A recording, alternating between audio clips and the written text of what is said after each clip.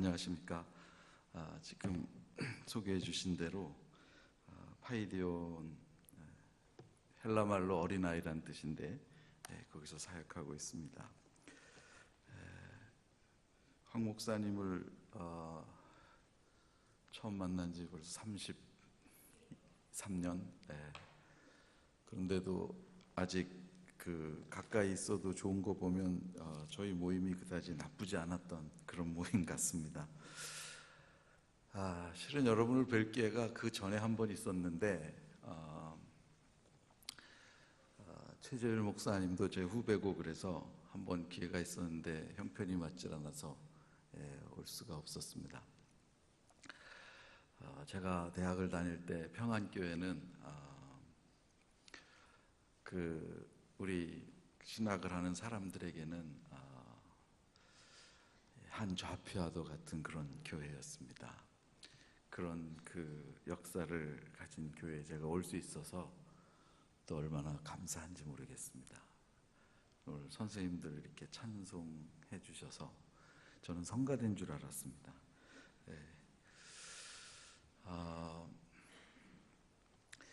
교육을 얘기하는 것은 우리나라에서는 참 어렵습니다. 그건 비단 세상 교육뿐만 아니라 아이들 키우는 모든 사람은 다 어려움을 느끼고, 특별히 신앙교육, 기독교 교육은 어디서부터 시작을 또 더 해야 될지 생각은 정리되지만 실행이 어려운 그런 어려움에 직면해 있습니다. 한 달 전쯤인가 어떤 일반 교육학자들 모임에 갔더니 그분들이 그러더라고요. 우리나라는 19세기 교실에서 20세기 교사가 21세기 학생을 가르치고 있다고.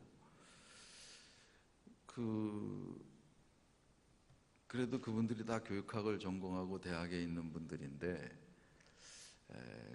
자주 섞인 얘기를 하는 걸 듣고 이분들도 굉장히 어렵구나, 저희만 어려운 줄 알았더니 그런 생각을 가졌습니다. 목사님이 말씀하셨듯이 우리 장로님 기도하실 때 아이들이 확 줄어갑니다. 출생을 안 해서 그러기도 하고 어려움이 참 많은데 이게 단순한 사건이 아니고 저희 파이디온만 하면 저희 사무실에 전임 사역자들이 62명이 있는데 아이들이 줄어가면 저희는 고객이 줍니다. 그럼 물건이 안 팔리는 거죠. 그럼 그 62명이 저부터 시작을 해서 먹고 살 길이 막막해지는 것입니다. 이것은 무슨 숫자가 몇 명 줄였냐 이런 문제가 아니라 저희 파이디온에겐 생사가 걸린 문제라서 사실은 많은 생각도 하고 연구도 하고 토론도 하고 또 자문도 구하고 그렇게 하고 있습니다. 그러나 저희 파이디온이 없어지는 거야 무슨 큰 대수겠습니까? 없어질 수도 있고 더 잘 될 수도 있고 그건 별로 중요하지 않고, 또 저도 그저 몇 년만 버티면 저도 은퇴할 수 있기 때문에 저야 다 됐으니까 다른 젊은 사람들이야 지가 알아서 할 일이고, 저는 하여간 됐으니까 저희가 없어지는 건 그다지 큰 문제가 아닙니다. 그러나 하나님의 다음 세대가 또는 하나님의 나라가 이 땅 가운데 어떻게 될 거냐, 하나님이 정말 우리에게 이렇게 패배주의에 휩싸여서 다음 세대 사역을 마치도록 계획해 놓으신 건가, 그렇게 생각하면 또 꼭 그것만은 아닌 것 같거든요. 과연 하나님이 교육을 하는 사람들 모두에게 이 험난한 무거운 짐만 주시고, 그리고 성경에는 뭐라고 말씀하셨냐면 수고하고 무거운 짐진 자들아 다 내게로 오라, 내가 너희를 쉬게 하리라, 내 멍에는 쉽고 가벼우니 내게로 와서 배우라. 그렇게 말씀하시고는 우리에게 그냥 멍에만 들이다 져 놓으시고 그냥 비겁하게 빠져나가신 건가? 그건 아니지 않겠습니까?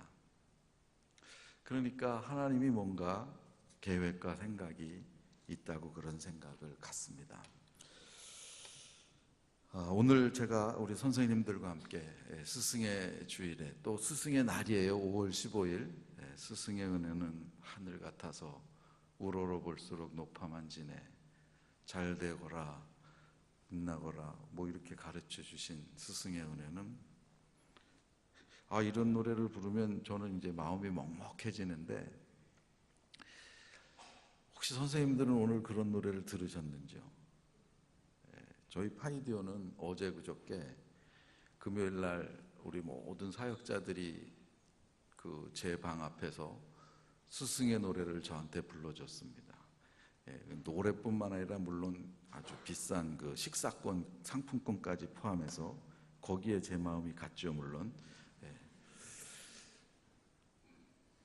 이 교회 안에서 가르치는 선생님에 대한 은혜가 잊혀진 지는 오래되었습니다.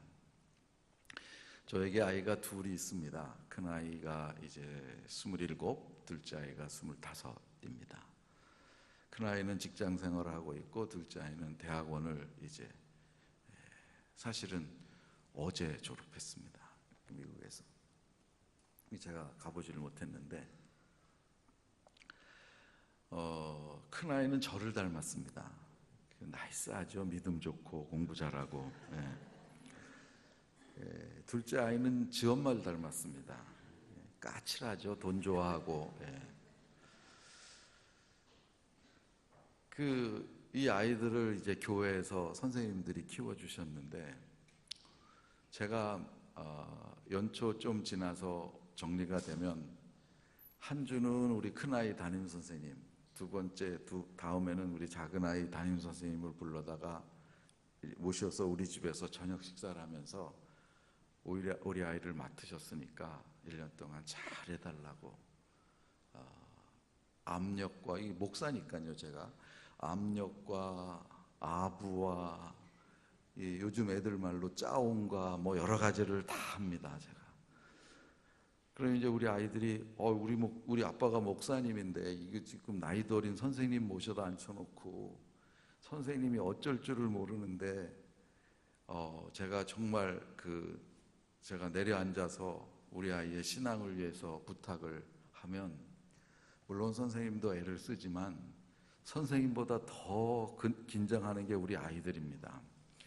그러니까 이분의 얘기를 자기네들이 잘 들어야지, 잘못 들으면 괜히 죄 없는 그분에게 피해가 갈 거니까, 저의 나름의 전략이었죠. 그래서 그랬나 우리 아이들이 믿음이 아직까지는 괜찮습니다. 여러분, 큰아이는 물론 저를 닮아서 원래부터 믿음이 있는 만한 아이였지만, 우리 둘째 놈은 딸아이인데 이게 수 틀리면 들어놓습니다. 길에 5, 6살 때. 그리고 온 동네 떠나갔듯 울어 제껴버립니다. 그럼 여러분 생각해 보세요. 목사 둘째가 딸인데 수 틀리면 들어눕는다. 이게 되겠습니까? 걔가 길에만 눕겠습니까? 교회 앞에서도 눕고 집에서도 눕고 다 눕는 거죠. 그 목사 둘째가 딸인데 이게 승질이 안 맞으면 들어눕는다 이러면 제 목회에 무슨 도움이 되겠습니까?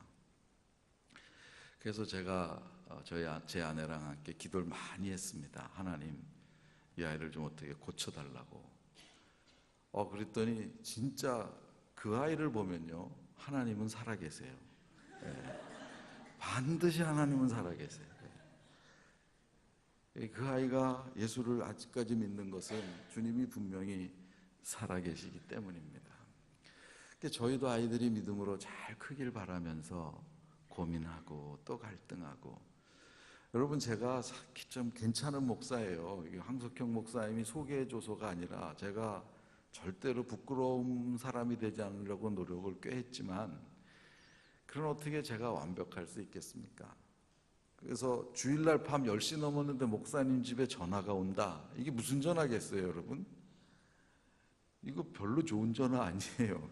위급한 전화예요. 거의 대부분 누가 돌아가실 지경이 됐다거나 돌아가셨다거나 사고가 났다거나 미국 같으면 부부싸움 괜히 크게 해서 이웃집이 신고해서 경찰이 떴거나 뭐 그런 거거든요. 그럼 제가 가야 돼요. 그런데 제가 잘 갔죠, 물론. 바로 튀어나갔습니다. 그런데 이제 저도 아플 때가 있고 힘들 때가 있는 거죠. 그러면 좀 이렇게 게으름을 피고 나가는 시간이 15분, 20분 이렇게 되면 우리 큰아이는 저한테 와서 걔는 절 닮았으니까요. 아빠 힘드시죠? 이러고 가요. 예. 근데 우리 둘째 놈은 저한테 와서 이렇게 앞에 서서 위아래 이렇게 훑어봅니다. 그걸 요즘 애들 말로 꼬나본다 그래요. 이렇게 훑어봐요. 그렇게 훑어보시고는 아빠 목사 맞아. 그러고 가요. 그러면 그 아이 눈에도 목사님은 그러면 안 된다는 거예요. 목사님은 지금 성도가 위급해서 전화했는데 뭐 지금 멈칫거리냐고. 이 4학년짜리밖에 안 되는 애 눈에도 목사님이 어떻게 해야 되는지가 이미 정리가 되어 있는 거죠. 그런 이제 제가 교회에서 너무 얘기를 많이 하고 피곤하면 집에 와서 별로 얘기도 안 해요. 텔레비만 보고. 그러면 뭐 저런 아빠가 다 있나 애들이 그러는 거예요. 저 이상한 사람이에요. 집에서는 아무 말도 안 하다가 교회만 가면 아우 장로님 안녕하세요. 아우 집사님 안녕하세요. 그러니까 우리 애들이 볼 때 저기 뒤집어진 인생이죠. 이렇게 앞뒤가 다른 사람이 어디 있어요. 그렇게 제가 아이를 키웠습니다. 그러니까 걔네가 예수 믿는 게 하나님 살아계심의 증거고 하나님 역사의 산실이에요. 아이들을 키워가면서 실패해가면서 또 힘들어해가면서 교회에서 하는 사역이 잘 되기도 하고 못 되기도 하고 제가 2012년 3월까지 나갔던 교회는 제가 84년부터 일했던 교회입니다. 제가 주일학교에서 키웠던 우리 아이들이 지금 유년부 부장, 부감, 뭐 선생님 그러고 있습니다. 제가 제일 기분 좋을 땐 교회 가서 그 집사님이 저를 자기의 스승이라고 아이들에게 소개할 때 그거 괜찮아요, 여러분. 여러분도 경험하시는 분이 계실 겁니다. 틀림없이. 그런 많은 사역의 열매들도 경험했지만 현진이는 어떻게 됐냐 그럼 걔는 요즘 교회 안 다녀요. 이런 소리를 들을 때면 제가 아주 힘이 들어집니다. 나랑 같이 초등학교 6학년을 같이 보냈던 아이들인데 다 예배당에만 있으면 얼마나 좋겠습니까? 아직도 예수 안 믿는 아이, 교회를 떠난 아이 이렇게 있습니다. 오늘 한국 교육의 최대의 문제는 무엇인가? 숫자가 줄어드는 게 문제가 아닙니다. 인원이 적어지는 게 절대로 문제가 아닙니다. 인원이 적고 숫자가 적어지는 게 꼭 그러면 중요한 문제거리가 아니다 이런 뜻은 아닙니다. 그러나 그거보다 더 중요하고 더 먼저 해결되어야 될 게 있고 숫자가 적은 것은 하나님께서 남기신 선지자가 7천이 구약시대에도 있었고 그 남은 자 때문에 하나님의 역사가 이어져 간 것을 보면 하나님이 쓰실 만한 사람이 있으면 숫자가 적더라도 그분이 무엇인가 일을 하실 거라고 저는 믿습니다. 제자도 12명밖에 안 되었으니까요. 그런데 오늘 우리 교회 교육의 문제가 무엇이냐면 교회에서 교육받고 난 아이들이 고등학교를 졸업하고 대학을 졸업하는 나이쯤 되는 4, 5년 그 어간에 교회를 떠나간다는 사실입니다. 거의 70% 정도가 떠나갑니다. 혹시 여기 젊은 형제분이 계셔서 고등학교 졸업한 지 4, 5년밖에 안 된 분이 있으면 생각을 해보세요. 여러분 고등부 졸업할 때 10명이 졸업했으면 그 10명 중에 지금 몇 명이 교회 다니고 있는지 거의 정확합니다. 자, 그러면 우리가 유아부부터만 따지면은 고등학교 3학년까지 15년을 교회에서 가르친 것입니다. 최소. 무엇이 잘못됐느냐 하는 거예요. 우리의 가르침이라는 건 도대체.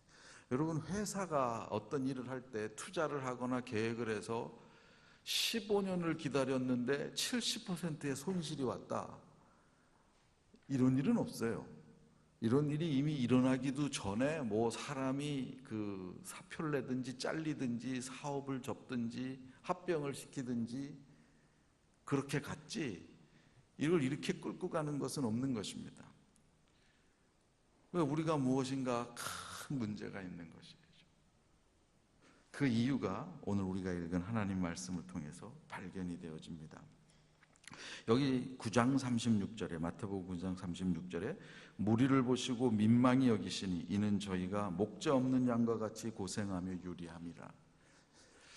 이 사람들이 누구냐면, 여기 무리가 누구냐면, 여러분 마태복음은 5장, 6장, 7장이 산상수훈이죠. 그리고 8장부터 예수님의 구체적인 공생의 역사가 시작이 되어집니다. 그러면 예수님께서 실제로 사역을 시작하셨던, 즉 가버나움 사역을 시작하셨던 그 사역이 8장, 9장에 기록이 되어 있는데, 이 8장, 9장에만 대충 쉬어도 10개가 넘는 기적이 나옵니다. 회당장의 딸을 살리시고 12의 혈루증 앓는 여인을 고치시고 12가지 기적이 나옵니다. 사람들이 얼마나 예수님을 만나고 싶어 했겠습니까? 우리가 오늘 읽은 이 구절도 마찬가지입니다. 이게 시간이 언제인지 성경은 얘기하고 있지는 않지만 예수님이 나와 보시니까 수없는 무리들이 모여 있었습니다. 가난한 사람, 아픈 사람, 힘든 사람, 호기심 있는 사람, 권력 있는 사람은 저 어디에서 숨어서 보기도 하고 무수히 많은 사람들이 와 있었습니다.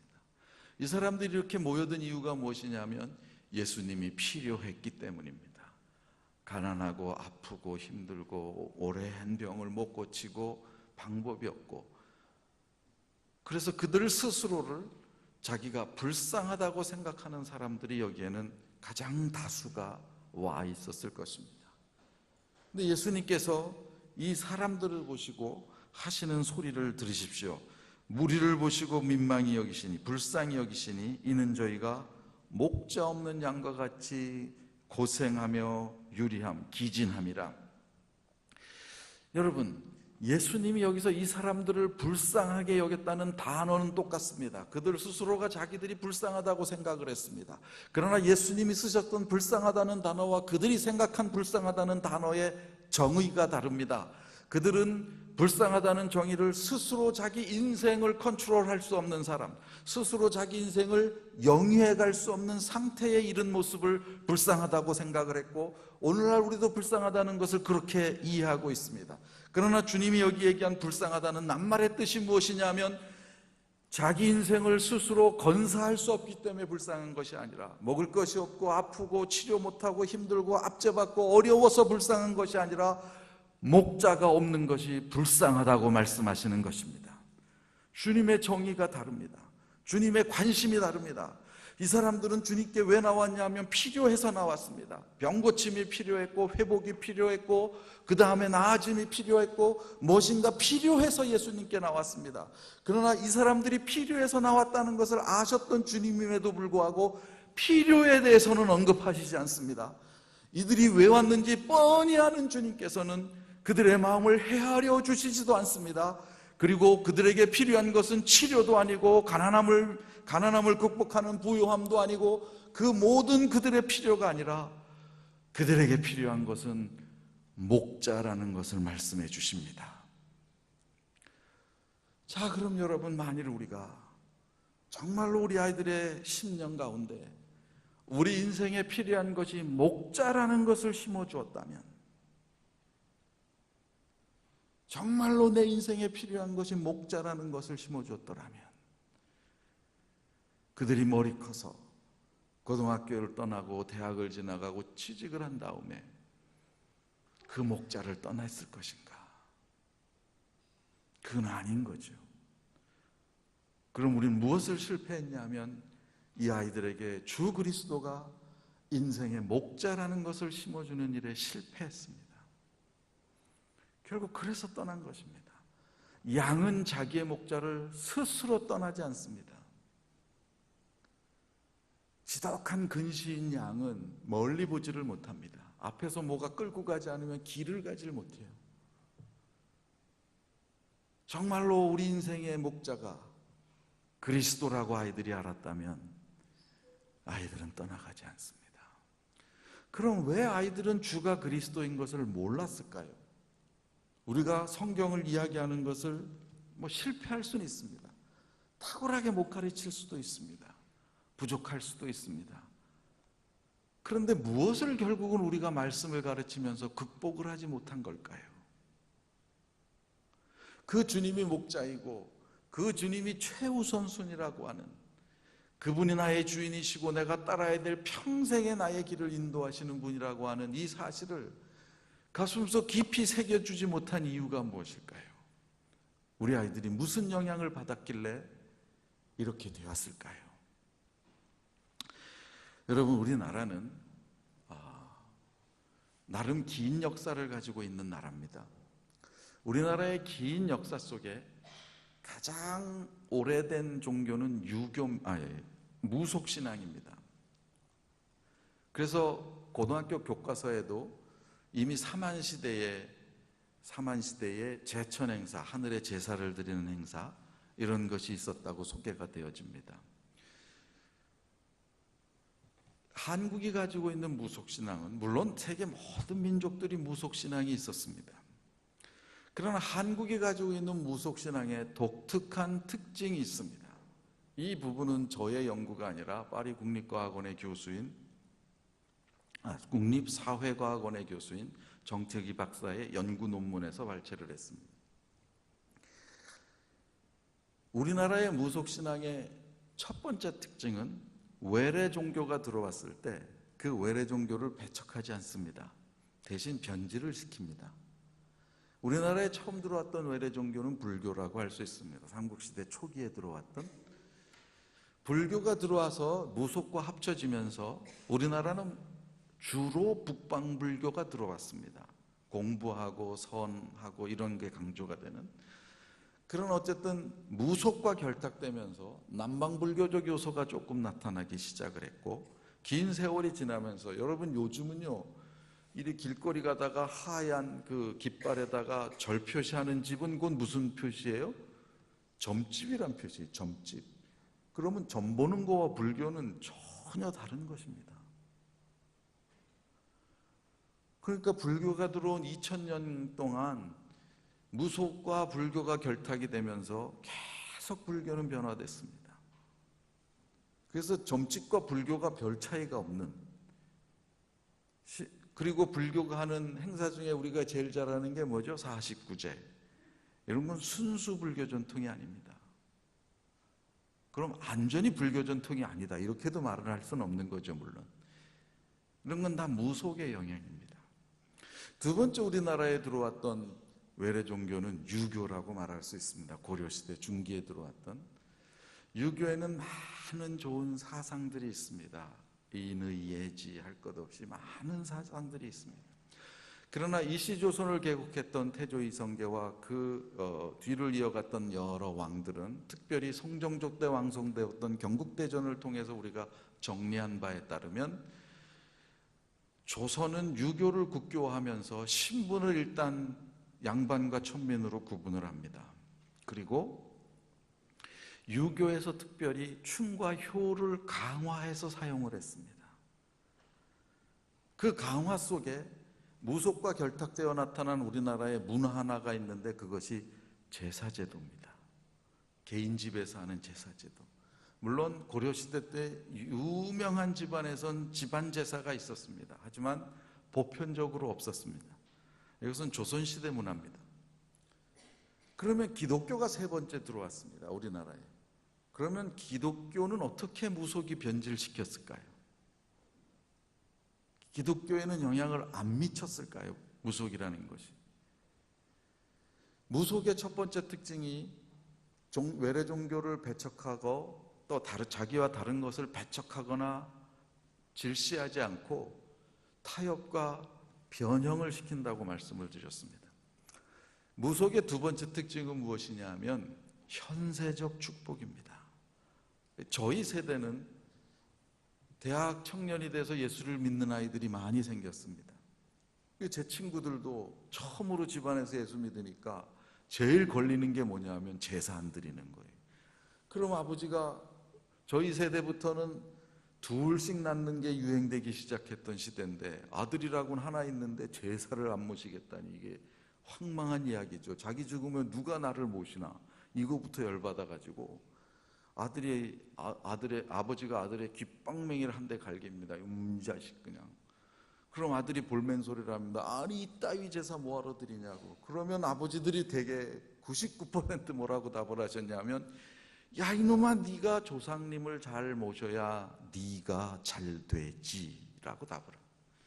무속의 두 번째 특징은 현세적 축복입니다. 그 이상도 그 이하도 아닙니다. 이건 3000년 대한민국 무속의 고유한 특징입니다. 실제로 무속인들이 귀신은 믿지만 조상신의 역할을 믿는 거냐? 그거는 또 따져봐야 될 일이라는 거죠.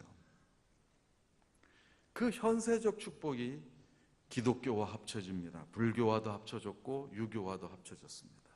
기독교와 합쳐지면서 기독교의 고유 언어를 부분적으로 타락을 시켰습니다. 부분적으로 타락시킨 부분이 뭐냐면 예수 축복이라는 말입니다. 물론 예수 믿고 우리가 축복받습니다. 영원한 형벌에 처해질 우리가 천국을 누리며 사는 하나님의 사람이 된 것처럼 큰 축복이 없습니다. 그러나 한편으로는 우리가 세상에서 잘 되는 것도 예수님의 축복이라고 설명을 했던 시절이 있었습니다. 그러면 여러분, 애가 공부를 잘해서 서울대학을 가면 축복이고 고등학교를 졸업하고 대학을 못 가고 맥도날드에서 아르바이트하면 그럼 그 답은 뭡니까? 다 같이 우리 교회에서 고등부에서 잘 컸어요. 믿음도 잘 좋아요. 근데 하나님이 어떤 아이에게는 공부할 수 있는 은사를 줘서 얘는 서울대 전작과를 들어갔는데 한 아이는 대학 문턱도 못 가보면, 그런데 이놈이 교회를 어느 날 입학시험 끝나고 와봤더니 권사님 집사님들이 그 집사님 붙잡고 축복받았어 그 소리를 듣는 자기 아버지는 옆으로 이렇게 비켜갑니다. 나는 그럼 저주받은 거야? 여러분, 신앙의 답이 뭡니까? 이 아이에게 우리는 그 아이가 축복받은 거죠. 네. 그러나 혹시 그런 일을 위해서 예수를 믿어왔던 것을 아이들에게 보여준 것은 아닌가 하는 것입니다. 신앙이라는 게 예수님 믿고 잘 되기 위해서 믿는 거라고만 보여준 거는 아니냐 하는 겁니다. 대학을 들어갔어요. 신입생 환영회 가서 안 먹던 막걸리도 한번 먹어보고, 고등학교 때까지 공부하느라고 바빠서 못 해본 연애도 하다 실수도 좀 해보고, 그러다가 늦게 일어나서 교회를 어느 날 못 갔는데 1학년 1학기 5월 달에 교회에서 별 연락도 없고, 교회 못 간 그 죄책감에 다음날 아침 무거운 발걸음으로 학교 가는 버스를 탔는데 내가 탄 버스가 사고를 낸 것도 아니고 내가 돌부리에 걸려 넘어지는 것도 아니고, 그러고 일주일 지내는데 오히려 성적만 잘 나오고, 그러다 또 한 번 빠졌는데 그때도 또 아무 일도 일어나지 않고 하나님은 벌도 안 주는 것 같고, 그러다가 한두 번 더 빠지고 서너 번 더 빠지고 5달 지났는데 가만히 생각을 해보니까 그때는 고3 때는 워낙 심각해서 우리 어머니 철회 기도하시고 나도 기도했는데 지나놓고 보니까 내가 꼭 기도해서 하나님이 들어준 것 같진 않아요. 내가 열심히 한 것도 있는 것 같아. 결국은 그래서 떠나갑니다. 큰 사건으로 떠나가는 아이들도 많지만, 그럼 그 아이는 뭐하러 예수 믿었습니까? 예수 믿으면 잘 될 것 같으니까. 그랬다면 우리 교육이 구멍이 생기기 시작한 것입니다. 여기 지금 예수님을 만나기 위해서 나왔던 무리랑 무슨 차이가 있습니까? 필요해서 나왔던 이 사람들이랑 필요해서 예수님 믿는 거랑 무슨 차이가 있냐 말입니다. 주님이 이들을 교정시키십니다. 수정시키십니다. 불쌍한 것은 가난해서도 아니고 못 먹어서도 아니고 병걸러서도 아니고 이 사회의 천민계층이라서도 아니고 압제받아서도 아니라 불쌍한 이유는 목자가 없기 때문입니다. 오늘 여러분과 나누고 싶었던 3C 중에 첫 번째 C가 그것입니다. 우리가 아이들에게 심어줘야 될 첫 번째 C, Christ the first. 예수님 최우선주의입니다. 복음이 없는 인생이 불쌍한 인생이에요. 복음이 없는 인생이 가난한 인생입니다. 복음이 없는 인생이 실패한 인생입니다. 복음이 없는 인생이 처진 인생입니다. 왜 우리가 이렇게 얘기하지 못할까요? 왜 우리가 이것을 보여주지 못할까요? 왜 우리가 이것을 아이들 앞에 강변하지 못할까요? 오늘로 공부 못하고 학원 못 가더라도 교회 예배 가라, 학생 부흥회 가라. 왜 이 이야기를 우리가 못할까요? 무엇을 믿으시기 때문에 못하십니까? 무엇이 더 중요하다고 생각하셔서 그 이야기를 못하십니까? 여러분, 신앙은 가치입니다. 믿는 믿음이라는 건 반드시 우리 속에서 밸류 시스템으로 작동을 하는 거예요. 가치라는 것은 행동을 유발하는 동기가 됩니다. 그게 인생에 제일 중요하다고 판단하니까요.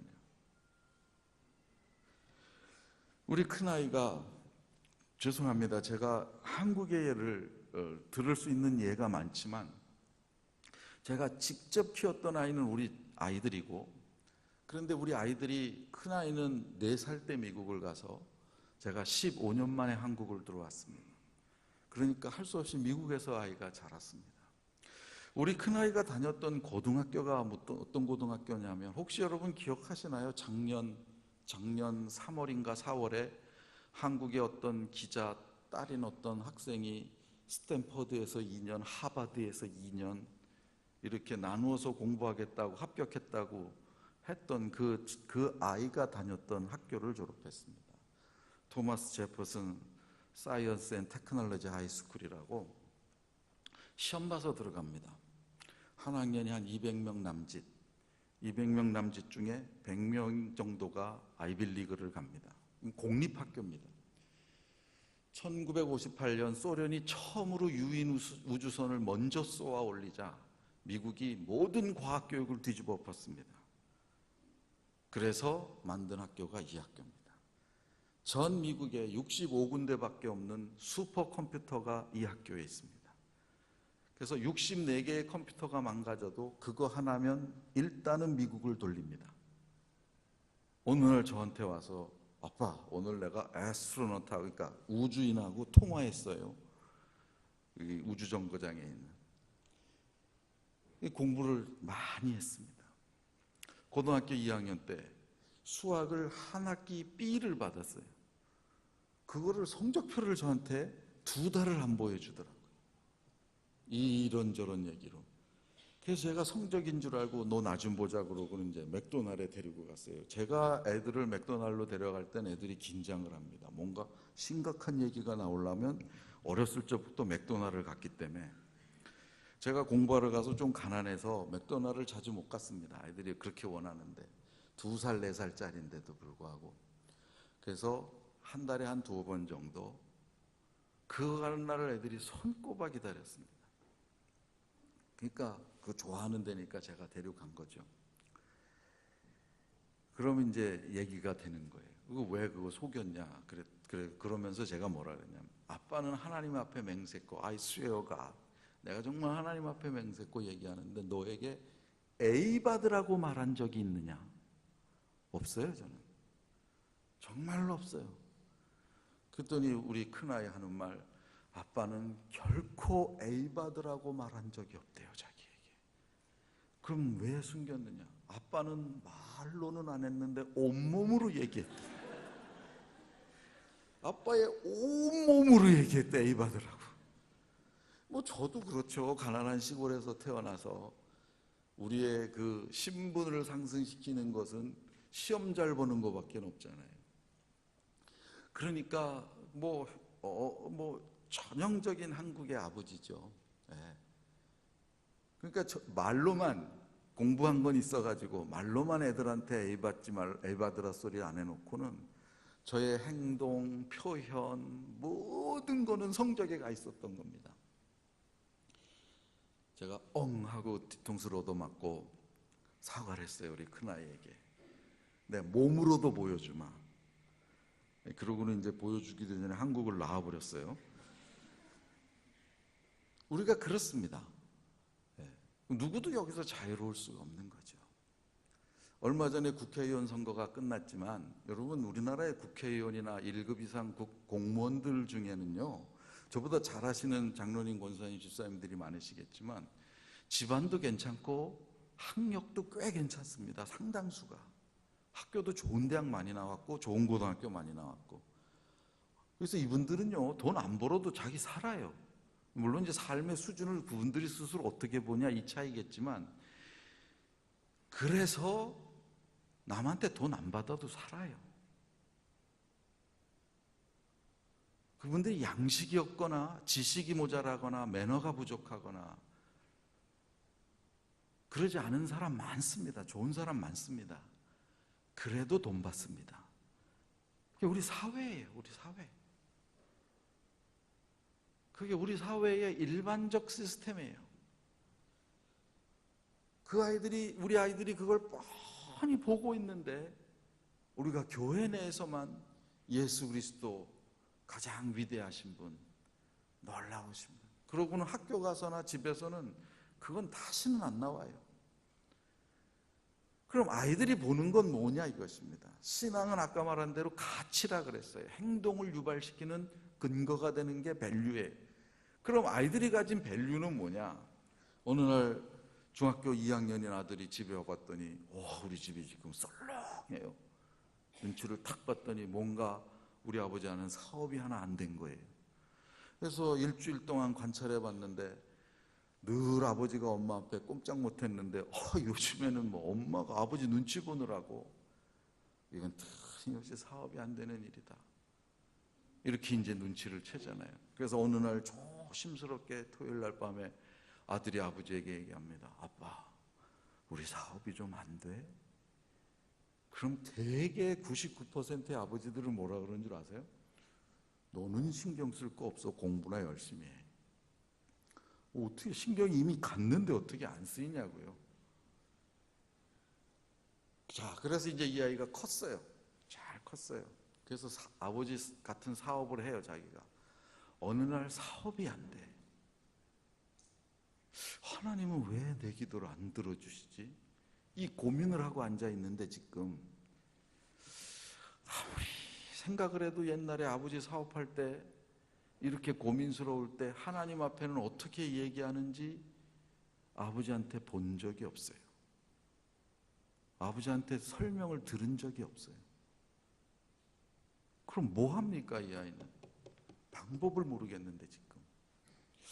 우리 목사님한테 물을 냈더니 저분은 뭐 신학대학부터 다녀가지고 무슨 세상을 알겠어요. 막판에 거기서 걸렸어요.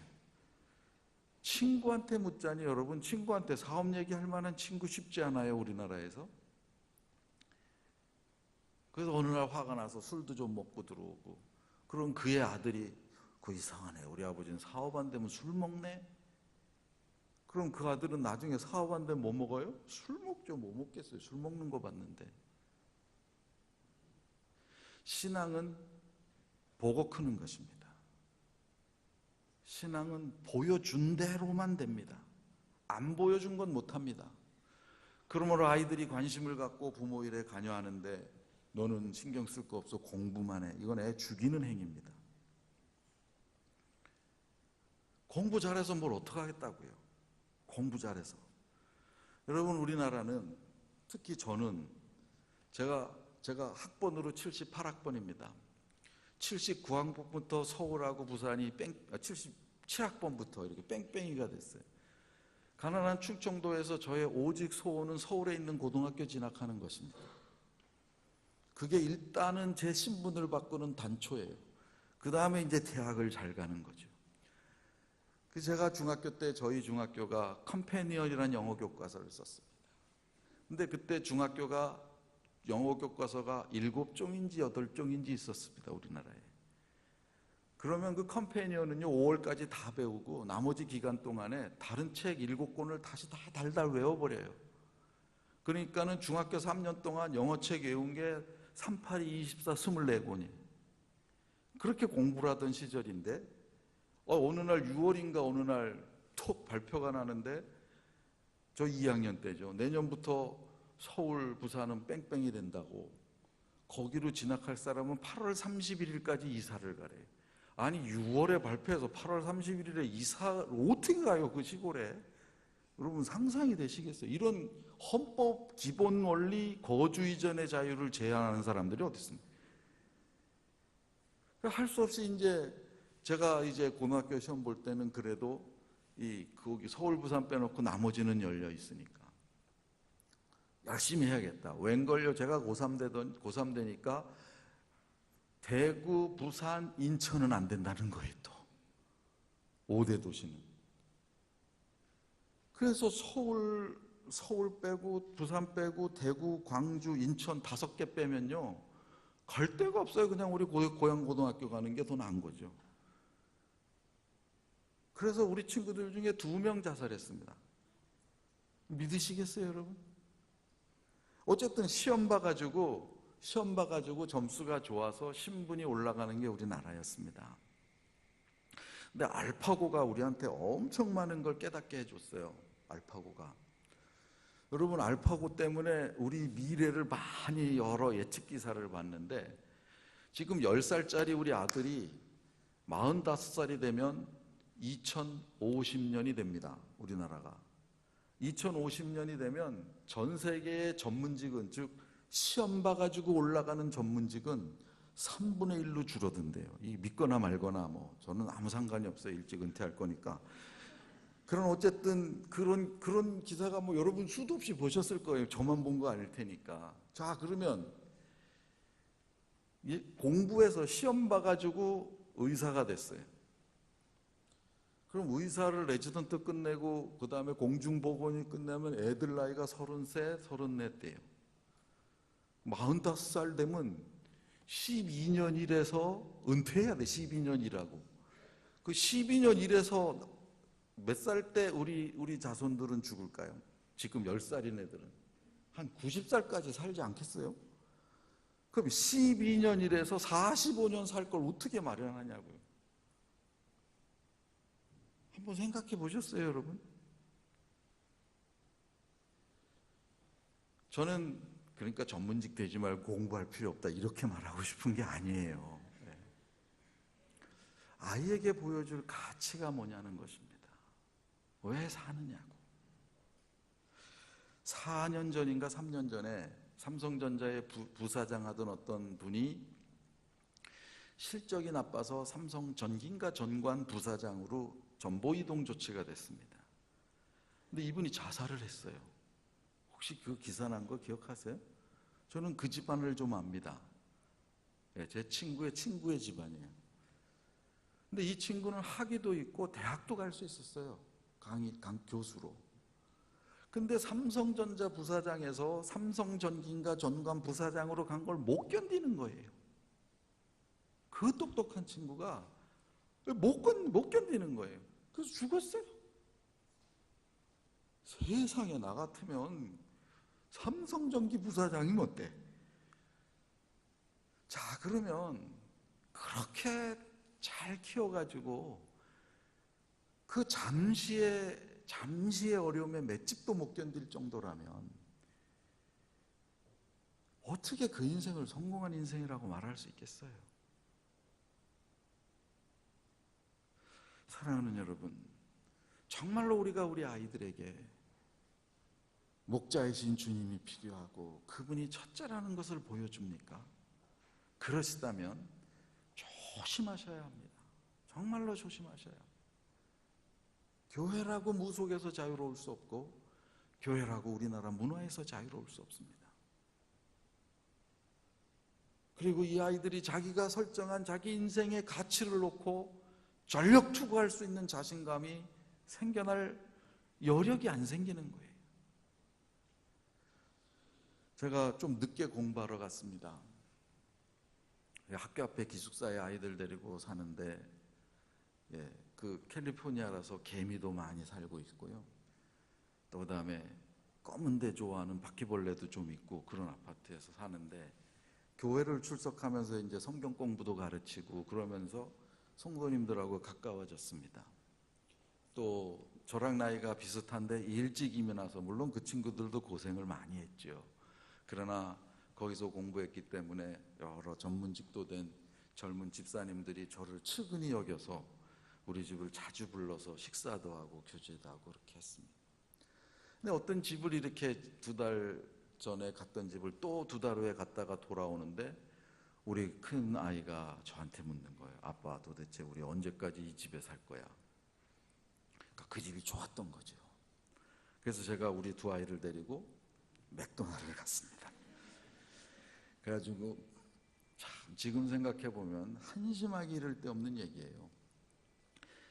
하나님은 우리에게 인생을 허락하실 때 어떤 사람은 한 달을 2만 불로도 살게 하시고 어떤 가정은 한 달을 1,000불로도 살게 하신다. 근데 2만 불로 살아도 불행하고 행복하지 못하고, 근데 1,000불로 살아도 행복하고 즐겁다면 넌 어느 쪽을 택하겠니? 우리 큰아이 2학년 때, 둘째 놈 유치원 때입니다. 그러면 걔네가 뭐라고 대답하겠어요? 거기에 아빠가 이렇게 심각하게 얘기하는데 느낌으로 좋은 쪽을 생각하지 않겠어요? 그러니까 이제 목사들은 하는 말이 그렇게밖에 못해요, 말을. 어쨌든 하여간 그렇게 설명을 했어요. 제가 하고 어떻게 할 거냐 그랬더니 자기네는 좀 못 살아도 행복한 쪽을 택하겠대요. 정말 감사한 것은 제 아이들은 그날 이후로 한 번도 돈이나 집에 얘기에 대해서는 한 적이 없습니다. 지금까지도 한 적이 없습니다. 우리 큰아이 고등학교 2학년 때, 둘째 1학년 때 제가 핸드폰을 사줬습니다. 그때까지 한 번도 저에게 핸드폰 사달라고 말한 적이 없습니다. 요만한 전자게임기기 하나 사달라고 저한테 말한 적이 없습니다. 그럼 우리 아이들이 폐쇄적으로 컸냐? 그러지 않습니다. 우리의 가치가 뭐냐는 거예요.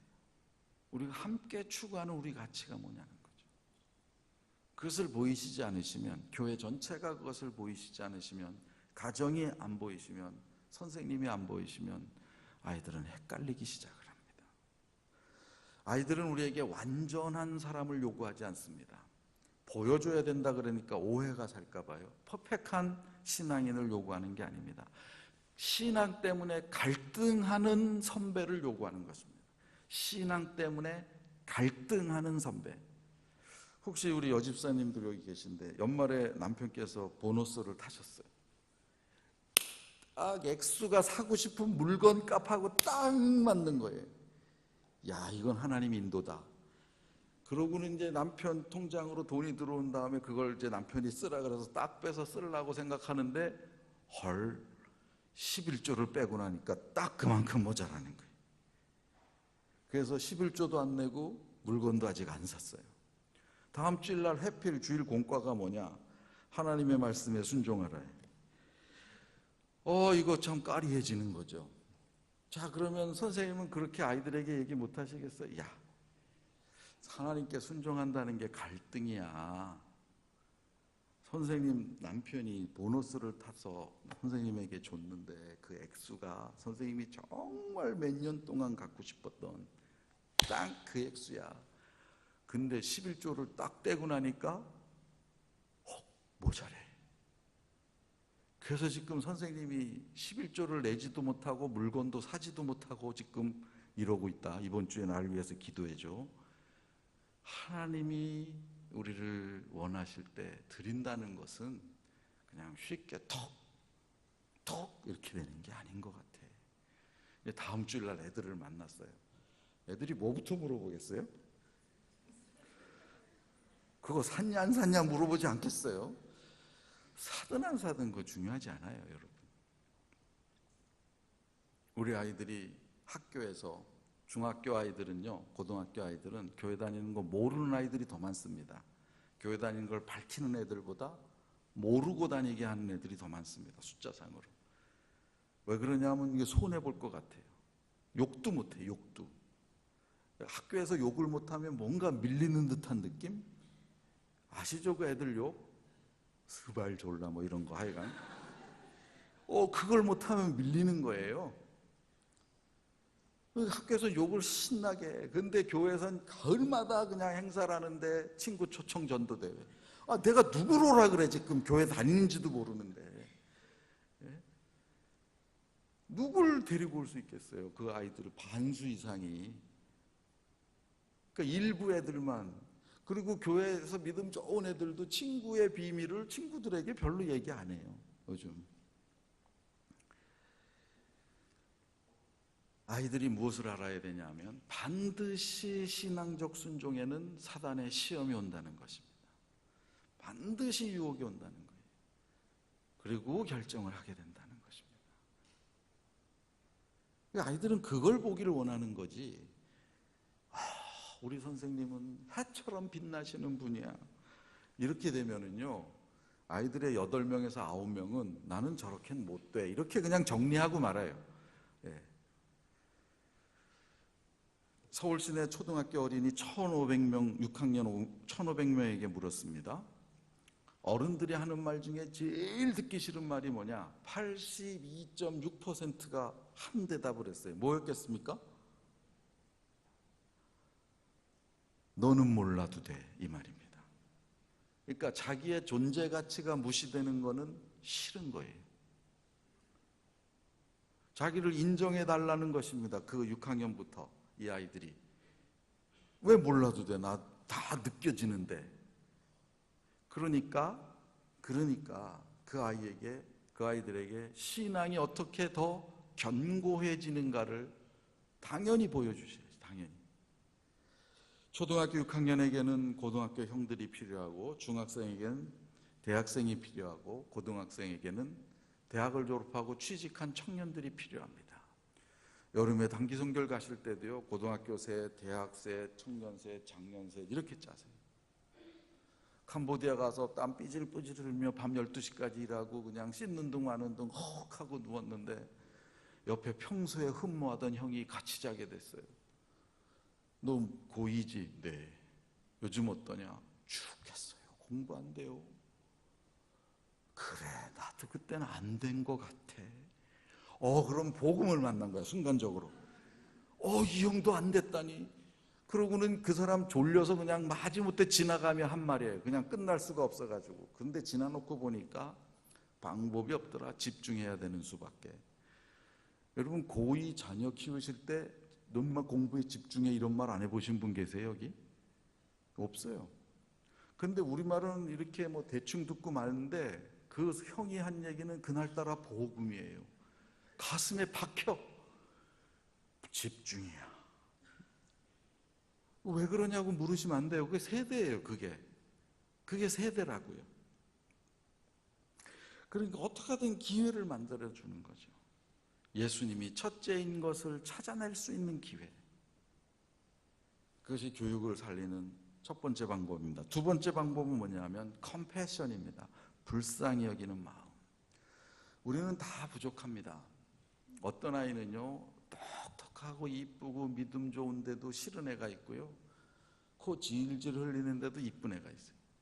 우리가 부족한 거죠. 이유 없이 싫고 이유 없이 좋아요.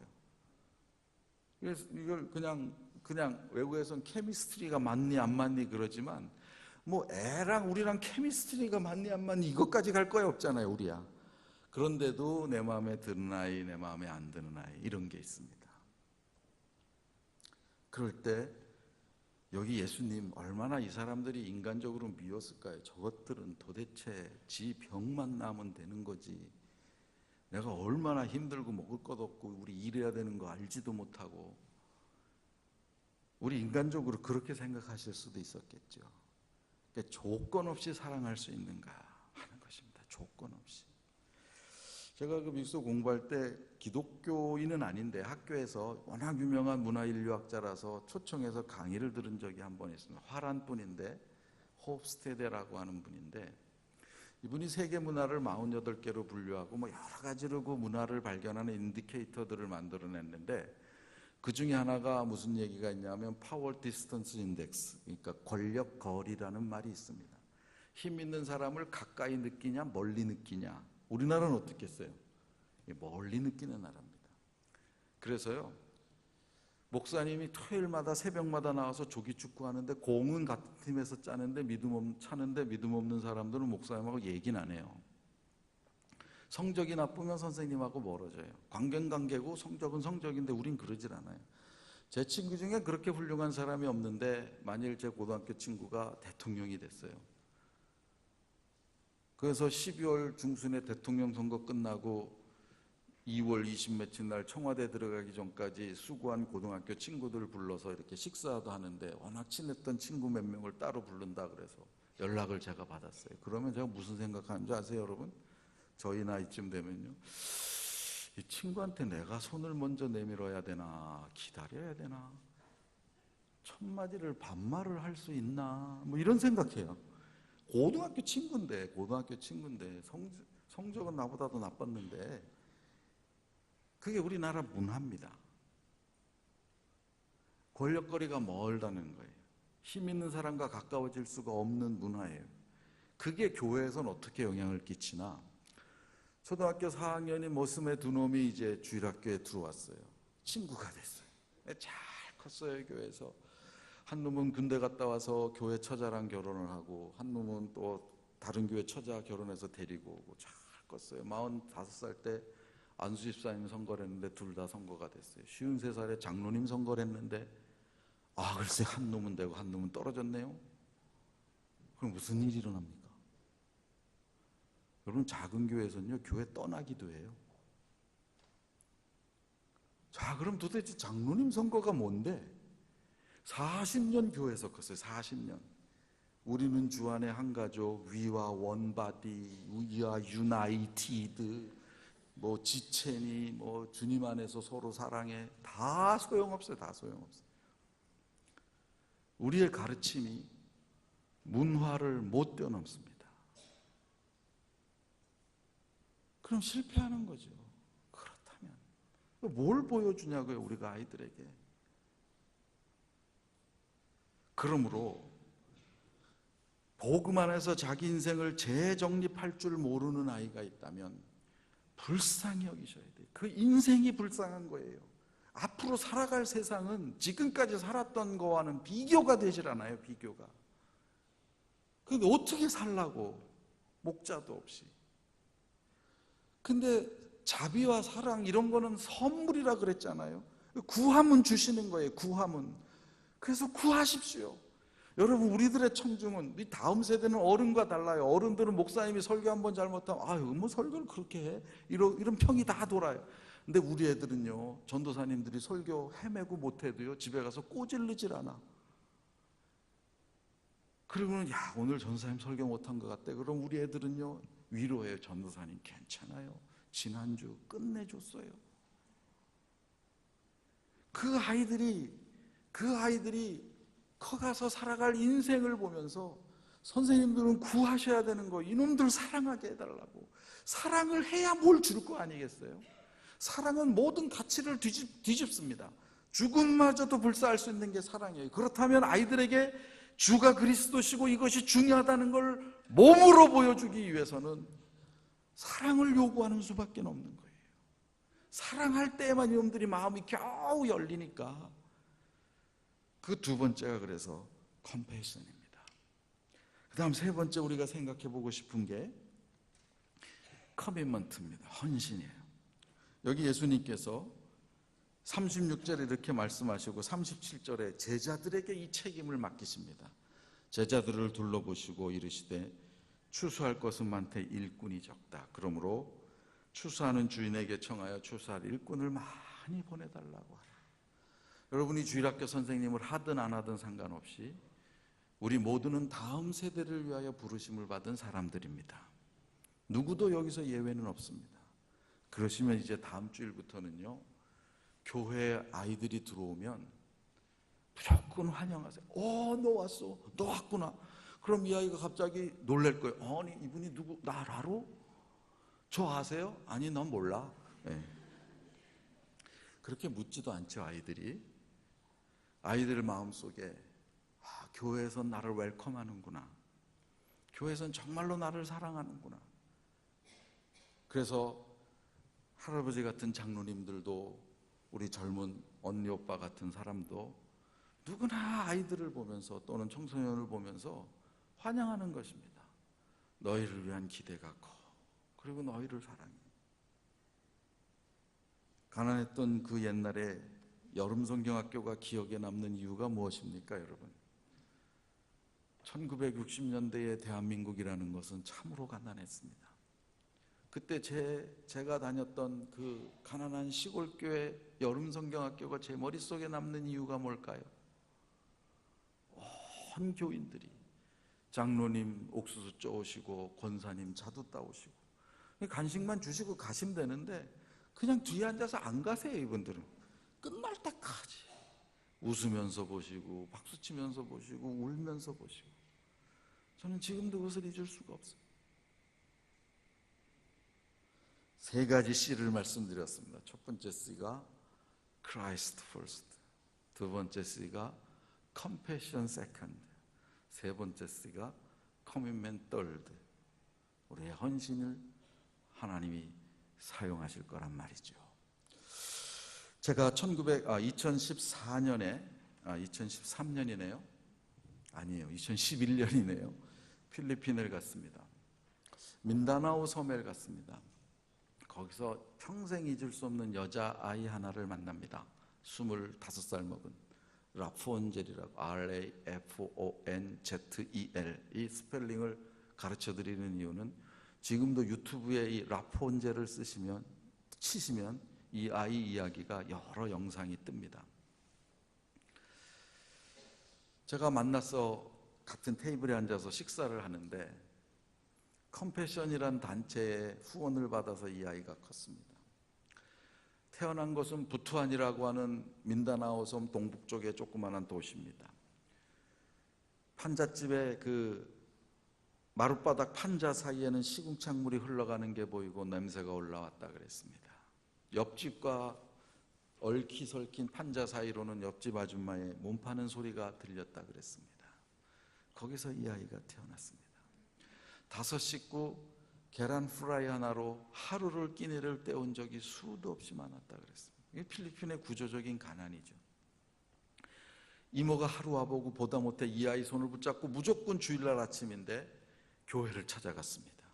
근데 그 교회가 컴패션을 하는 사역, 이 구호 양육단체입니다. 세계. 그래서 무조건 목사님한테 얘를 넣어달라고 소문은 들어가죠. 근데 하필 그날 한 아이가 도시로 이사가면서 자리가 하나 비었습니다.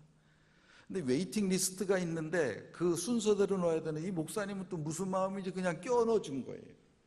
그래서 7살 때부터 컴패션 후원을 받았고, KT 그린이라고 하는 호주 사는 여자분이 매달 30불씩 후원을 시작을 했습니다. 학교 갔다가 컴패션 본부에 오면 음식을 주고 간식을 주고 교육을 받습니다. 음식 주는 걸 싸가지고 집에 가면 부모님들이 먹을 수가 있습니다. 그렇게 컸습니다. 대학을 갈 나이가 되었습니다. 유명한 필리핀의 대학 회계학과에 지원을 했습니다. 그리고 컴패션의 리더십 후원을 요청했습니다. 그럼 사정을 해서 뽑은 아이를 매달 300불씩 후원을 합니다. KT 그린이라는 호주 여자에게 다시 편지를 보냅니다. 컴패션 필리핀이 300불씩 후원할 수 있겠냐고. 이 여인이 후원하겠다고 얘기를 해요. 이 KT 그린은 넌 크리스찬입니다. 이 두 분이 처음으로 만나는 게 하와이의 어떤 교회 간증 시간이었습니다. 그 교회가 이 아이를 놀래주려고 이 후원자를 초청했던 거죠. 그런 게 이제 동영상에도 있습니다. 졸업을 하고 제일 먼저 취직한 게 뭐냐면 우리로 말하면 이마트 한 매장의 책임자입니다. 우리로 말하면 큰 매장의 책임자를 맡았습니다. 1년 동안 너무 열심히 잘해서 그 회사 본부에서 4개의 매장을 책임지는 지역 책임자로 이 아이를 세웠습니다.